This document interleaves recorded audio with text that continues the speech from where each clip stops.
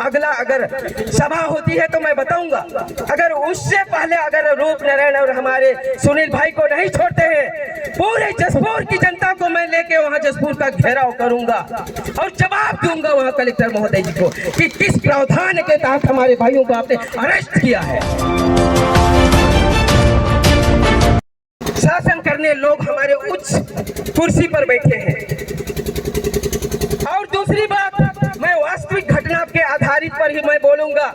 और दूसरी बात, हमारे जिला में जो बैठे हुए कलेक्टर, डीएम, डिस्ट्रिक्ट मिनिस्टर जो जिला में बैठे हैं, रोहित व्यास, उन्होंने मुझे क्या कहा, अनुरंजन तुम कंपनी वालों का पैसा लूटने वाला चोर हो। कलेक्टर रोहित व्यास ने क्या कहा, अनुरंजन तुम गुंडा हो। अपने चैम्बर में उन्होंने मुझे 1 घंटा खड़ा करके मुझे ये शब्द कहते रहे और मैंने सहन करते रहा। आज मुझे मौका मिला है यहाँ के शासन प्रशासन को चुनौती देने का और उनका जो भद्र राजनीति को खत्म करने का बहुत ही अवसर मिला है। आज मौसम खराब हो रहा है और भी उनके काले करतूते हैं, उनको भी मैं बताना चाहता हूं। अगला अगर सभा होती है तो मैं बताऊंगा। अगर उससे पहले अगर रूप नारायण और हमारे सुनील भाई को नहीं छोड़ते हैं, पूरे जसपुर की जनता को मैं लेके वहां जसपुर का घेराव करूंगा और जवाब दूंगा वहां कलेक्टर महोदय जी को कि किस प्रावधान के तहत हमारे भाइयों को आपने अरेस्ट किया है। हमारे छत्तीसगढ़ के, हमारे जसपुर जिला के भोले भाले लोगों को भ्रमित करके डराने धमकाने के लिए जेल में अंदर करने की कोई जरूरत नहीं है।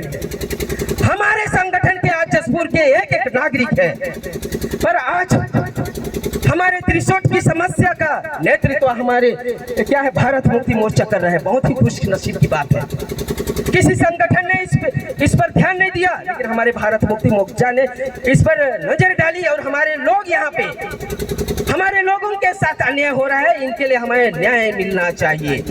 और इन लोगों ने हमारे सामने आई और हमारे लिए न्याय के लिए कदम बढ़ाया। मौसम खराब होने के चलते मैं आगे ज्यादा ना कहूंगा, मैं यहीं से अपना विराम देता हूं। मेरे आदरणीय ग्रामवासियों, आप लोगों ने मेरी शब्द को बहुत अच्छी तरह से सुने। हम आप सभी का मैं आभार व्यक्त करता हूं। अगर समय से पहले उन 2 भाइयों को नहीं छोड़ते हैं तो गांव के एक घर से लोगों को निकलना पड़ेगा। अगर नहीं निकलते हैं तो आप जैसे आदिवासियों को मार जाना चाहिए। 2 लोगों को लेकर वहां झुंड करने की कोई जरूरत नहीं है। पूरे जसपुर जिला से निकल के सामने आना चाहिए। 2 लोग जाके वहां हम चक्का के नीचे मरने के लिए नहीं जाएंगे। हम जसपुर जिला के एक घर से निकाल के लेंगे, ये मेरा वादा है। अगर उसको समय से पहले नहीं छोड़ते हैं तो बोलिए भारत माता की, भारत माता की, धरती माता की। आज यहाँ आए थे धरना प्रदर्शन में और आपका भाषण में भी मैंने सुना रूपनारायण जी को असंवैधानिक तरीके से अरेस्ट की गई है, उसके बारे में बता रहे थे। इसके बारे में थोड़ा डिटेल में बताइए। बिल्कुल असंवैधानिक तरीके से उनको गिरफ्तार किया गया है, इसलिए क्योंकि ये जो क्षेत्र है ये आदिवासी क्षेत्र है, यहाँ अनुसूची 5 लागू होता है और अनुसूची 5 में ग्राम सभा ही न्यायालय है, जैसा कि वीडियो में उन्होंने कहा था। और प्रशासनिक अधिकारी लोग भी कह रहे थे कि वो ऐसा बोल रहे हैं करके, लेकिन आदिवासी क्षेत्र में जो ग्राम सभा होता है और ग्राम सभा का जो अध्यक्ष होता है, जो रूढ़ी प्रथा के तहत में, वो उसको जो है ना एक न्यायालय का दर्जा दिया जाता है। ये हमेशा से चला आ रहा है, ये वर्तमान की परिस्थिति नहीं है। जब से आदिवासी है इस दुनिया में तब से ये उनकी परंपरा रही है और इसी को जो है ना भारतीय संविधान में विधि का बल भी मिला हुआ है। तो अगर भारत के संविधान के हिसाब से अगर देखा जाए तो उनको असंवैधानिक तरीके से गिरफ्तार किया गया है, क्योंकि ग्राम सभा को उन्होंने रिपोर्टिंग भी नहीं किया है। और पेशा अधिनियम में पुलिस को जो है ग्राम सभा को रिपोर्टिंग करना भी होता है और उन्होंने कोई सूचना नहीं दिया है इस संबंध में ग्राम सभा, तो बिल्कुल असंवैधानिक है ये। तो अगली रणनीति क्या है, होगी भैया? जैसे अभी चरणबद्ध आंदोलन चल रहा है, 10 तारीख को जो है रैली है और ये आंदोलन तो चलेगा ही, इसलिए क्योंकि मामला गिरफ्तारी का नहीं है, मामला भूमि अधिग्रहण का है। और भूमि अधिग्रहण जो है वो कानूनी तौर से नहीं किया जा रहा है, वो शासन प्रशासन दबाव डाल रहा है ताकि हमको आसानी से मिल जाए। लेकिन चूँकि इसमें ग्राम सभा की सहमति होती है, ग्राम सभा से परमिशन लेना होता है, ग्राम सभा से मेमोरेंडम होता है।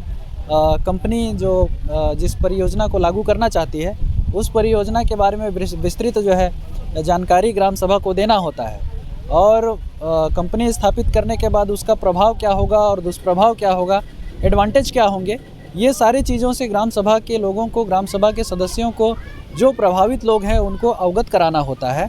और उसमें जो है प्रशासन के केवल 2 प्रतिनिधियों को अलाउड होता है, ये नियम में है। लेकिन उन्होंने ऐसा कहीं नहीं किया है और केवल वो जा करके जो है सर्वे करना चाहते हैं, जो कि ये पूरी तरह से संवैधानिक नहीं माना जा सकता है, ये पूरा गैर संवैधानिक है।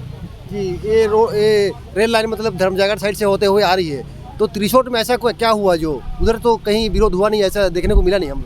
विरोध लगभग सभी जगह है, लेकिन संविधान नहीं जानने के चक्कर में और लोग जो हैं हमारे वो अपने अधिकारों को नहीं जान रहे हैं, अज्ञानता है, इसके वजह से जो है लोग विरोध नहीं करते हैं।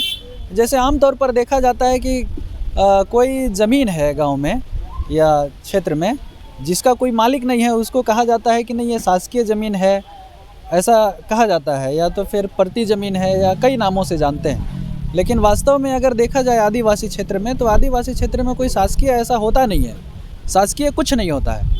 ये आदिवासी क्षेत्र में जितनी भी संपत्तियां हैं वो ग्राम सभा की संपत्ति मानी जाती है और होती भी है। ये सुप्रीम कोर्ट का जजमेंट है ये कि आदिवासी क्षेत्र में केंद्र और राज्य का 1 इंच भी ज़मीन नहीं है। और अगर नियम में देखेंगे तो ग्राम सभा में एक बार जो है शासकीय अधिकारियों को रिपोर्टिंग करना होता है कि ग्राम सभा के पास कितनी ज़मीन है, जिसको एसेट रजिस्टर कहा जाता है, जिसमें जितनी भी शासकीय संपत्ति हैं, जिसको हम लोग कहते हैं आमतौर पर बोलचाल की भाषा में, तो उसका जो है जानकारी देना रहता है कि आपके पास ये संपत्ति इतना है। इसलिए ग्राम सभा को इसलिए जानकारी देना होता है क्योंकि वो उसका मालिक जो है ग्राम सभा है, सरकार नहीं है। तो इस तरीके से है। जी, आगे देखा जाए तो रेल लाइन तो बनने का ही है ना, तो यहाँ के लोगों को क्या मिलना चाहिए? ज़मीन के बदले ज़मीन या तो कुछ और? देखिए क्या है, हम विकास कार्य में बाधा तो नहीं डाल रहे हैं, और जहाँ तक आदिवासी लोग अगर अपने अधिकार की बात करते हैं तो लोग कहते हैं कि नहीं आदिवासी जो है विकास का विरोधी है। लेकिन हम भी नहीं चाहते हैं कि हम विकास का विरोध करें या विकास में रुकावट डालें। लेकिन दरअसल अगर देखा जाए तो वर्तमान में ज़मीनें कितना ज़्यादा और किसके पास रह गया है? हमारे पास तो नहीं है ना। ज़मीन जो है पूर्वजों के द्वारा पकड़ी हुई ज़मीन थी, आज जो है वो बंटवारा होके बहुत कम हो गया है। तो उस परिस्थिति में देखा जाए तो हमारा वंशज आगे, आज हमारे पास नौकरियां नहीं हैं, हमारे पास कमाने खाने के लिए ज़मीनें नहीं हैं, तो जाएगा कहाँ? भीख मांगने तो नहीं जाएगा। और हो सकता है ऐसी नौबत अगर ला देंगे वर्तमान की जो शासन प्रशासन है, तो फिर भीख मांगने का नौबत आ भी सकता है। तो इन सारी चीज़ों को देखते हुए हम ये कहते हैं कि अगर उनको ज़मीनें चाहिए तो फिर वो पूरा व्यवस्था किया जाए, रॉयल्टी का व्यवस्था करे, है ना। जो ज़मीनें जा रही हैं उनको जो है ना उस मालिकाना हक के तहत में उनको टैक्स का कुछ हिस्सा दे, ऐसा हम भी चाहते हैं, है ना। और उनके लिए उचित व्यवस्था करे या फिर ज़मीन दे, नौकरी दे। क्योंकि ज़्यादातर देखा गया है कि जितनी भी फैक्ट्रियां डलती हैं उसके जो मालिक होते हैं वो लोग आते हैं तो ये कहते हैं डलने से पहले कि हम आपके लिए ऐसा करेंगे, स्कूल खोलेंगे, विकास करेंगे, नौकरी देंगे, ये सारी चीज़ें उनके द्वारा कही जाती है। लेकिन जैसे बनने के बाद, फैक्ट्री खुलने के बाद जो है ऊपर से नीचे तक के सारे अधिकारी केवल बाहरी हो जाते हैं, और हमारे लोगों के तो यहाँ तक नसीब नहीं होता है कि कंपनी जो है, फैक्ट्री जो है, उसके बाहर एक चना मुर्रा बेचने का ठेला लगा सकें, यहाँ तक के नसीब नहीं होता है। तो फिर हमारे लोगों का विकास का सपना हम कैसे देख सकते हैं? तो इस तरीके से है। अगर ग्राम सभा पे डिपेंड करता है ये सारी चीज़ें कि ग्राम सभा वर्तमान में जो सरकार है और जो परियोजना को लागू करना चाहता है उसके पास क्या क्या डिमांड रखेगा, क्या क्या शर्त रखेगा, वो ग्राम सभा के ऊपर निर्भर करता है। ये मैं नहीं कर सकता, मतलब निर्णय नहीं कर सकता। वो ग्राम सभा निर्णय करेगी कि अपने लोगों को जो है किस तरह से सेफ गाइड प्रोवाइड करेगा। जी, आगे चल के यानी कि रेलवे टीम अगर सर्वे करना चाहे तो पहले ग्राम सभा में बैठे सहमति ले, उसके बाद सर्वे करे। बिल्कुल, नियमतः जो है शासकीय अधिकारी, कर्मचारी और रेलवे की जो टीम है, जो भी है, वो ग्राम सभा को सूचना दे के जाए, क्योंकि ये जो क्षेत्र है ये विशेष क्षेत्र है ना। तो इसीलिए सूचना दे के जाए कि इस दिन हम आपके यहाँ आ रहे हैं और उस दिन जी दिनेश भाई, तो आज धरना प्रदर्शन था रूप नारायण को छुड़वाने का, क्या बोलना चाहिए? मैं सभी दर्शकों से कहना चाहूँगा कि रूप नारायण एक्का और सुनील खलखोजी जो हमारे भारत मुक्ति मोर्चा के जिला संयोजक रहे हैं और इनको शासन प्रशासन के द्वारा ये कहा करके कि ये अन्यथा अनर्गल तरीके से हमारे लोगों को भड़का करके और गांव वालों को उकसा करके रेलवे का विरोध कर रहे हैं, ऐसा कहा जा रहा है और उनको गलत तरीके से अंदर किया गया है। लेकिन हम ये कह रहे हैं कि 5वीं अनुसूची में जो अधिकार है, हम उसकी बात कर रहे थे। 5वीं अनुसूची में जो हमारे लिए हक और अधिकार संविधान दिया है, जिस संविधान से भारत चलता है, उसमें ये सारी चीज़ें लिखा हुआ है और उसकी जानकारी देने के लिए हमारे 2 साथी आए थे, जिसको गैर कानूनी तरीके से, असंवैधानिक तरीके से उनके ऊपर FIR करके उनको अंदर किया गया, जिसके लिए आज यहाँ पर धरना किया गया। यानी कि जो सर्वे टीम आई थी वो ग्राम सभा की अनुमति नहीं ली थी? सर्वे टीम आया था, कोई ग्राम सभा का अनुमति ना कोई सहमति वो नहीं लिया और वो बंदूक बल लेकर के 1-2 नहीं, कम से कम सैकड़ों की संख्या में लोग आए और ऐसा दबाव बनाया गया ग्रामीण वालों के ऊपर में कि ग्रामीणों को लगा कि हमारी जल जंगल जमीन नहीं रहेगी तो हम करेंगे क्या, इसलिए उसका विरोध किया गया है और उसके विरोध के चलते 2 लोगों को अंदर कर दिया गया है, जो कि ये 5वीं अनुसूची में बिल्कुल गैरकानूनी है। 5वीं अनुसूची में जिस तरह से आज हमारे साथी बता रहे थे, IPC की धारा जो है वो जहाँ रूढ़ी प्रथा है वहाँ के लिए वो लागू नहीं होता, तो इस बात को जानना चाहिए और उसके लिए हम विरोध कर रहे हैं और उसके लिए हम रिहाई की मांग कर रहे हैं। अच्छा, यानी भारत मुक्ति मोर्चा रेलवे के विरोध में है कि पक्ष में? भारत मुक्ति मोर्चा रेलवे के विरोध में नहीं है, वो आदिवासियों के विस्थापन और विनाश के विरोध में है। रेलवे जिनका जमीन जाएगी उनको कुछ ना कुछ व्यवस्था किया जाना चाहिए। तो जिसका जमीन जा रहा है उसके लिए हिस्सेदारी देना चाहिए उसको, और उसको पहले सहमति लेना चाहिए। हिस्सेदारी बात की बात है, सहमति पहले ग्रामीणों से ले। 5वीं अनुसूची में जो ग्राम सभा होता है उसकी सहमति ले, उसके बाद उसमें कार्यक्रम को आगे बढ़ाना चाहिए।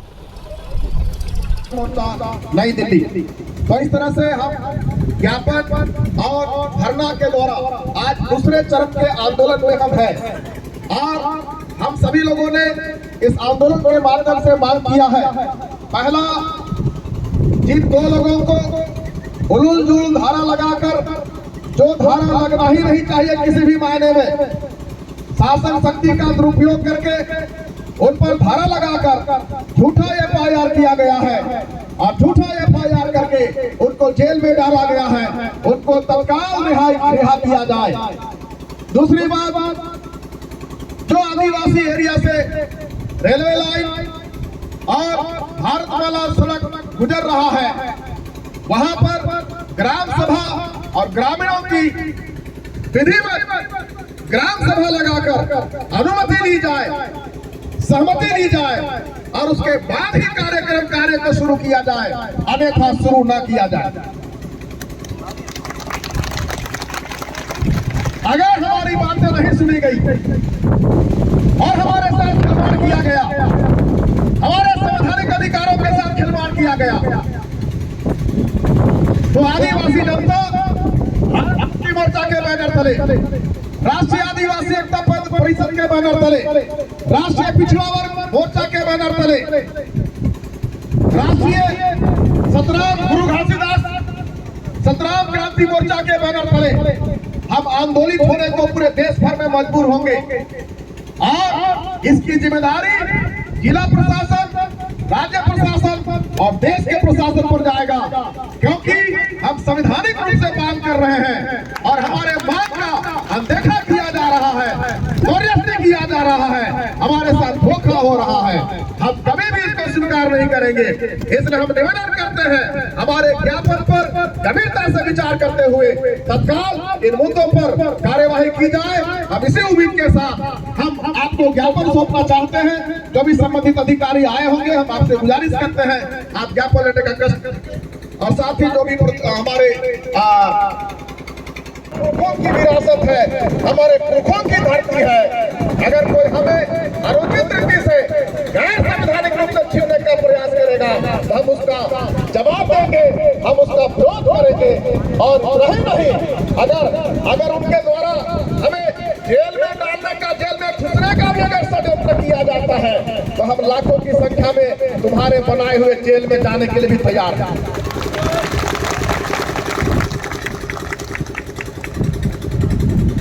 हम डरने वाले लोग नहीं हैं और हमें डराने की कोशिश न की जाए।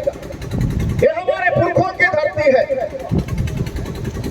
हमारे पुरखों की धरती को जबरदस्ती अगर छीनने की कोशिश की जा रही है, बिना मुआवजा दिए सड़क बनाने की कोशिश की जा रही है, तो ये अन्याय है, ये अन्याय है, ये गैर संवैधानिक है। ऐसे लोगों और सरकार में बैठे हुए लोगों ही है जो इस देश का आदिवासी है, जिसको विशेष अधिकार संविधान में दिया गया है, उसको अनसुनी करके, उसकी अवहेलना करके सारे कार्य किए जा रहे हैं। इसका मतलब संविधान का द्रोह किया जा रहा है, संविधान का विरोध किया जा रहा है, संविधान के विरोध में कार्य किए जा रहे हैं। और जो संविधान द्रोह होता है वो देशद्रोह होता है। शासन प्रशासन में बैठे हुए अधिकारी इस बात को ध्यान देना चाहिए। सरकार देश नहीं होता है, सरकार देश है। सरकार को जिम्मा जाता है कि वो देश को चलाए। वो देश नहीं है, वो सरकार है, उसको अधिकार है उसको देश को शांतिपूर्ण तरीके से चलाने का। आज साधारण लोगों के जीवन में जो अशांति फैलाई जा रही है, जोर जबरदस्ती की जा रही है, ये गैर संवैधानिक है, संविधान द्रोह है।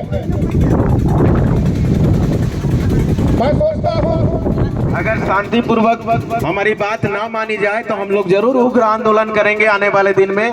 सो आज हम जरूर इस बात की लिहाज रखेंगे, शब्दों का हम गरिमा को बनाकर रखेंगे, मैं आपसे अपील करता हूं।